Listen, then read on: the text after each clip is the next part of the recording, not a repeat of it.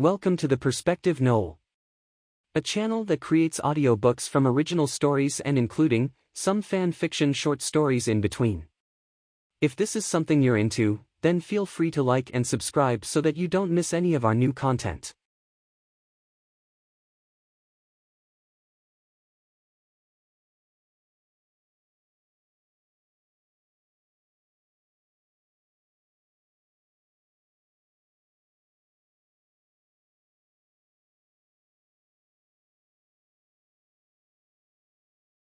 Chapter 21. Jolene's True Intentions. It was only a few hours before they came to the edge of the green mist that surrounded Jolene's part of the forest. Dremmer was quiet as usual, and Shawn wanted to try to explain himself better, but he had no way of speaking to them without sounding like the tiger that he was. Fremdel flew overhead. Once into the mist, he came down to the forest floor and jogged with Dremmer and Shawn the rest of the way to the house. Yet as the house came into view, there was an uproar of hoots and screeches from the owls that surrounded the area. It wasn't long before Mork, the leader of the Stormbreakers, had flown down from the top of the roof and landed in front of Dremmer. A vampire? What in the name of the Creator is that thing doing here? Mork had asked in great astonishment. It's a story for Jolene to worry about, not you, bird, Dremmer responded in his cruel tone as he always had towards Jolene's failed human experiments. Where is she? Mork had puffed up his feathers and took another step closer to Dremmer. I'm in charge while she is away, Dremmer. Especially seeing that not only have you brought back a vampire but a forest saber as well. I think you're losing your head these days. Mork chuckled at the end of his own words and Dremmer took a swipe at him, but Mork merely sidestepped to his left to avoid the hit. And you've gotten slow too. Dremmer growled wildly and his eyes flashed green, and that's when a large gust of wind sent Mork tumbling through the air and struck a nearby tree. Dremmer and Shawn both looked behind them, and Fremdel had flapped his enormous wings only once to send the owl flying away. Fremdel frowned in disapproval of the owl and his tone. That sort of talk is not needed now. I feel we are shackled against time. The enemy might send their plans in motion sooner than intended if they are aware they have been made out. Then a calmness set over the area. Not one owl up in the trees or on top of the roof of the house screeched or even moved. The air suddenly plunged in temperature, and then a blue-colored light was growing in luminescence from behind them. Dremmer, move! Commanded the voice of Jolene. No, Jolene, it's fine. Shawn is the tiger, and the vampire is with him. Dremmer tried to find the fewest words possible before Jolene could unleash a spell in their direction. Shawn got turned into a tiger, asked Jolene, and the blue swirling ball of energy she was forming had dissipated. Who turned him? Dremmer had taken a few steps closer and he had his ears back as he moved. It wasn't like that, my queen. From what I saw, he transformed himself into a forest saber. Unfortunately, he is unable to speak with us. Unless you can understand his species? Shawn, you never cease to amaze me. Jolene walked over and scratched at Shawn's furry chin. The more you try, the more druid you become. She paused and side-glanced over to Fremdel. All right, so what's your story, Fangs? Fremdel was not amused in the slightest with Jolene's name for him. That was unnecessary, but to answer your question. My name is Lord Fremdel Lufforain. I am known as one of the ancient vampires. My body has not been tainted with as much human blood as most vampires are today. Hence my appearance. The more our blood gets mixed from our spawn, the less bestial they become. I was there when Valkernesis was home to my kind. I was beaten in single combat against Donnell himself, the werewolf king. Lucky for me, I was well respected amongst most vampires. I have once again risen to reclaim my homeland. Fremdel had paused for a moment as if judging Jolene's expressions. But I have traveled here for a ring that was promised to me. I was meant to help Shawn fulfill his task, and in exchange, I was to get my descendant's ring from him. You don't mean the ring of Profar, do you? Jolene was seemingly ready to lose her calm demeanor again as she turned her gaze to Shawn. Shawn looked back at her with his ears down and his tail curled around his body as he lowered his head. I suppose we can hear his side of the story. Please follow me into the house. Fremdel followed behind her and Dremmer brought up the rear behind Shawn, and even though the owls didn't make a sound, there was no question that all their eyes were upon them. Once inside, Jolene hurried to the kitchen and began bringing out bowls and mixtures of all sorts. Shawn sat next to the table, and that's when Thomas, one of Jolene's first children that she had brought back to life, had entered the room with clearly some sense of urgency. "What is it, Thomas? Can't you see we have guests?" she asked, and had not bothered to look in his direction. "I'm sorry, Mother, but you did ask me to let you know when the tunnel has been completed." "It is," he answered. Jolene did pause to look at him now, and her face softened. "Thank you, Thomas. Now if that'll be all." "No, Mother." Thomas played with his hands for a moment, and clearly there was something wrong, that he was afraid of giving Jolene the news. "A few of the other children have left. They saw it as a way to flee from you once they surfaced in the walls of the Western Kingdom." Jolene bit her lip in frustration. "Well, not all children are born to mind their parents. Not even when magic is involved. So how many have we lost, Thomas?" "At least a dozen. I could not get them to come back. I tried, and Norris and Eli as well." "We all did," explained Thomas. "Did they happen to say why they left my care?" Jolene asked, as she was now dumping large spoonfuls of a brown powder-like substance into a bowl. Thomas was afraid to answer at first, but knew that honesty would be better than lying to her. "They said that you were cruel. You had brought them back to life against their will, and besides bringing them back, they are deformed as well. They believe they aren't fit for this world." Jolene added a half glass of water and a pinch of what looked like beach sand from a jar before she spoke again, all the while muttering under her breath. "I try, you know," she began, and she was now stirring the contents together and adding a pair of leaves from a plant she had growing on the windowsill.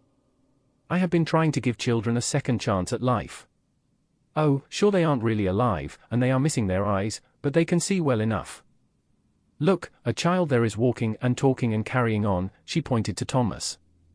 "Why would you bring children back to life?" asked Fremdel as he eyed Jolene suspiciously, clearly judging her character. "My life was no picnic," said Jolene hastily. "My parents once worked their asses off to make sure that food was on the table and clothes were on mine and my brother's backs. We lived in Herethorn, what should have been the kingdom of the East. It's always been bigger and richer, at least in looks, than Valkernesis." "Herethorn is a city for slaves," said Fremdel. "Though I have been out of the circle for some time, I'm sure that 100 years wouldn't have changed that part of the world much." Jolene's tone had suddenly turned bitter. "Vampires are from the East. So, you would know. Have you ever been under the city, in the sewers, and even deeper than that?" she asked. "I have little knowledge of the sewers there, but I do know of some passages that were used to smuggle humans in for a few vampire families that lived there." Fremdel crossed his arms. "Were your parents slaves?" "No, my mother was a maid for some high-born family of some name, I forget, but my father was in the pits. If you don't know, the pits is a term for one who cleans up the warriors who would fight to the death for sport and of course for money." Jolene took a deep breath and added more water to the bowl and a teaspoon of something that looked like red jelly. "My brother and I were sold by my father to a woman who ran the pits. Sure, she looked wealthy, but she was twisted and thought children were only good for the slave workforce. Weak and scared and too easily manipulated." "So, your father sold you for a price," Fremdel shrugged. "You began working in a dark place, below the sewers of Herethorn. There you found many other children like yourself, all starving and filthy and becoming filled with diseases from the air they breathed, from the soil of a so-called plague many years before. The plague of 1,000 miles. It's why the East isn't as lush as these parts." "Lush?" Jolene responded harshly. "There is nothing lush about the barren desert waste that is the East." "A waste to you maybe, but that is where I call home," said Fremdel. "So why raise children from the dead?" "Because I'm trying to give them a life that they were stripped from. Some were slaves to their parents, others to this world itself. The rest just died before they could grow old. I'm giving them what they needed, a life. Digging tunnels to infiltrate the Western Kingdom is a crime, and the very act itself could be looked at as slavery." Fremdel said slowly, and clearly had hopes that having an outsider look at her operation and tell her what it appeared to be, then she might start looking at her own task in a different perspective.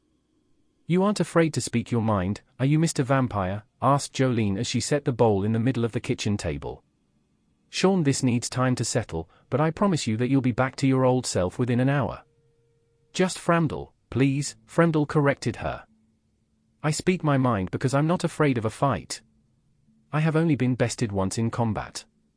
What got me were many werewolves and a handful of human hunters as well. Sorry to say it, my lady, but you pose no threat to me. Mage or otherwise. Jolene felt insulted to the highest degree, but there was a look in Fremdel's eyes that she knew better than to test. She merely cleared her throat and left the room. Dremmer made it to the front door and nudged the screen open with his snout and laid on the porch. Fremdel followed and Shawn sat in the kitchen by himself, waiting for his time to be human again. Jolene had returned after some time, and she seemed more irritated than ever. She grabbed the bowl on the kitchen table and damn near dropped it in front of Shawn. She marched to the front porch and there she plumped down on her porch swing and stared into the green mist. Dremmer didn't speak a word to her, nor did Fremdel, but it was clear that he wanted to ask about the mist itself. Shawn began to drink from the bowl, and it was awful. His taste buds were even dialed up and he could taste every last drop of whatever this concoction was. The texture of it was rough and hard to swallow, but he knew he had to finish every bit of it to ensure he would become himself. It wasn't long, a little more than a half hour had passed and Shawn had felt a change. Soon he was standing on his own 2 feet again, and lucky for him his clothes were still on him and completely intact. Shawn made his way to the porch and stood in front of Jolene and waited.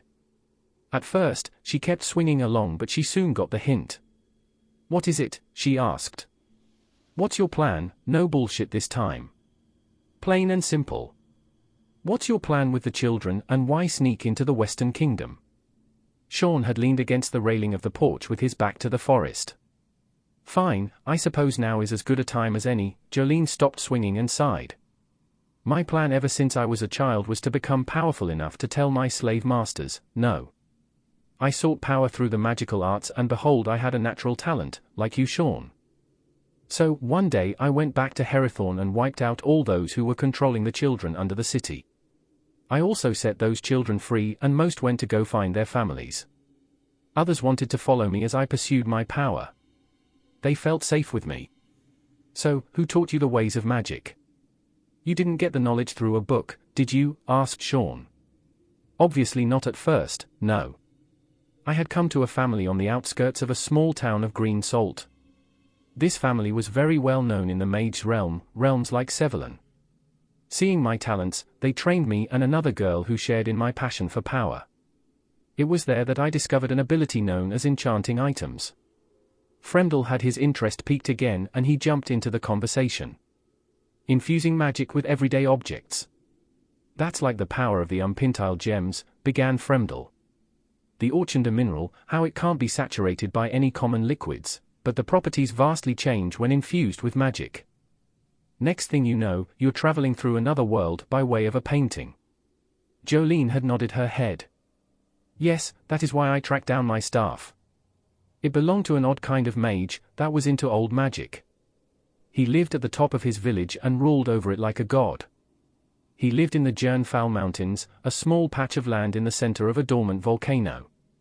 I fought him for the staff." Fremdel had scratched the side of his face as he was trying to understand Jolene's motives. "So why was this staff worth venturing into unknown lands, and death no doubt was a real possibility for you? Why would you risk your life for it?" Jolene had then summoned her staff out of thin air. "I felt I had nothing when I was a child. So, when I began to show magical talents, I wanted to push them as far as I could. When I found out that the staff could absorb other magical items to make its output stronger, I knew I had to have it," answered Jolene as she now used her staff like a cane to help her out of the swing. "So, you talked about enchanting, why not just fashion your own item?" asked Shawn. "I was never able to find a way to do it. I wasn't able to locate a person who was willing to teach me. So, this staff was the closest relic that gave me a chance at getting what I was looking for." Jolene answered and she walked down the front steps and stopped.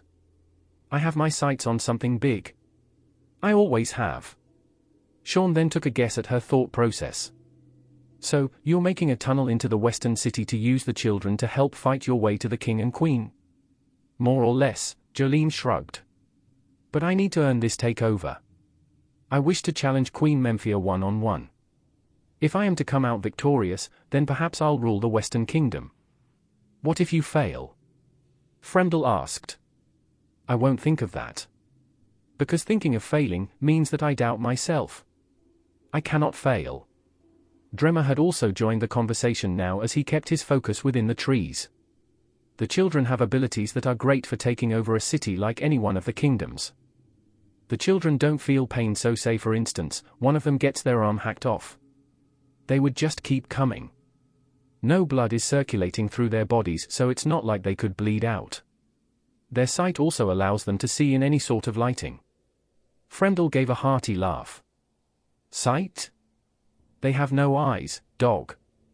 They can see just fine, trust me. Dremmer answered as he shot Fremdel a threatening look. They can also lift items with their minds. It's some sort of magic, but it's brought on by will and thought versus understanding the elements that surround us. Like telepathy, insisted Shawn. Where I come from, back on Earth. Telekinesis is where someone is able to bend spoons and make objects levitate as long as the user is focused on it. Seems like one in the same, Dremmer replied. But they will be able to lift soldiers off the ground and throw them or simply drop them to their deaths. Horses included and other war machines if they possess the right amount of mental strength, that is. Let me see if I got this right, started Fremdel. So, you fight your way to the castle in the center of the Western Kingdom. Use the children as a way to make a path. If they die, then it's no big deal, they can't feel pain and technically, they are already dead. So, when you make it to the king and queen, you simply request a fight for the kingdom? I'm sure the king will protest, but I hope that the queen will accept a challenge when called out. Jolene then waved her staff and the green mist that surrounded her part in the Brunil forest had all dissipated and the sun shone through the trees. Let's not forget my Stormbreaker owls. They will also aid in getting me through the castle. There were loud hoots and screeches from every tree around the house for a quarter mile around them. Mork had flown down from a tree and landed by her side. Jolene had whispered something into his ear and moments later, he flew off with a loud screech and then suddenly the sky was filled with all different types of owls, all flying eastward and in the direction of the Western Kingdom. May I have that ring now? Asked Fremdel to Shawn. Shawn took it off his finger and tossed it to the vampire. Fremdel gladly accepted the token and admired Shawn for not going back on his word. Fremdel then walked out from under the porch and took off into the sky. He took a more southern flight path, but it may have been to avoid the owls. So, when is this plan going to be underway? Asked Shawn. Right now, answered Jolene.